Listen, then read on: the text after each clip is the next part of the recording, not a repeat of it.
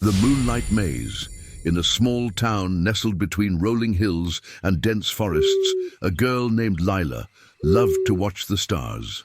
One night, as the moon hung low and golden in the sky, she noticed something peculiar outside her bedroom window, a shimmering silver path winding into the forest. Unable to resist her curiosity, Lila slipped on her slippers, grabbed her flashlight, and tiptoed outside. The path sparkled under her feet, leading her to an ivy-covered archway. As she stepped through, the world transformed. The trees stretched tall, their leaves glowing faintly in the moonlight, and the air smelled of honey and lavender. Before her stood a peculiar maze made entirely of silver hedges, each leaf shining like stardust. "Welcome, seeker," croaked a voice. Lila turned to see a plump, grumpy-looking owl wearing a bow tie perched on a low branch. "Who are you?" she asked. "I'm Professor Hoot," he replied, puffing up his chest, "keeper of the Moonlight Maze. Only the clever and kind-hearted make it through. Are you clever and kind?" "I'd like to think so," Lila said, unsure but excited. The owl pointed a wing toward the maze.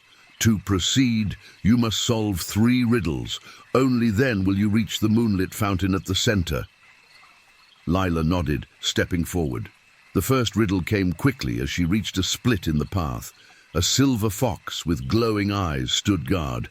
"Answer me this," it said with a sly smile. "What has roots as nobody sees, is taller than trees. Up, up it goes, and yet it never grows." Lila thought hard. She loved riddles, and this one sounded familiar. After a moment she exclaimed, "A mountain!" The fox bowed and stepped aside, letting her pass. The second challenge appeared deeper in the maze. A mischievous breeze swirled leaves into a dancing figure, which spoke in a sing-song voice. "I speak without a mouth, and hear without ears. I have no body, but I come alive with wind. What am I?" This riddle puzzled Lila, but she closed her eyes, listening carefully to the sound of the breeze. "An echo," she declared. The leafy figure laughed and dissolved, revealing the next path. Finally, Lila approached the last riddle. At the entrance to the center of the maze, a small turtle wearing spectacles blocked her way. It held up a shiny pebble and asked, "The more of me you take, the more you leave behind. What am I?" This time, Lila laughed. She had heard her grandfather tell this one before. "Footsteps." The turtle smiled and shuffled aside. "You've done well, seeker. Go on and see." At the center of the maze was a stunning fountain made of moonlight itself. Its waters sparkled and hummed softly, and as Lila approached, the fountain spoke. "You've proven your cleverness, but you must now prove your kindness. Make a wish, not for yourself, but for someone else." Lila thought about her parents, who worked so hard. She closed her eyes and wished for them to have more time to rest and be happy.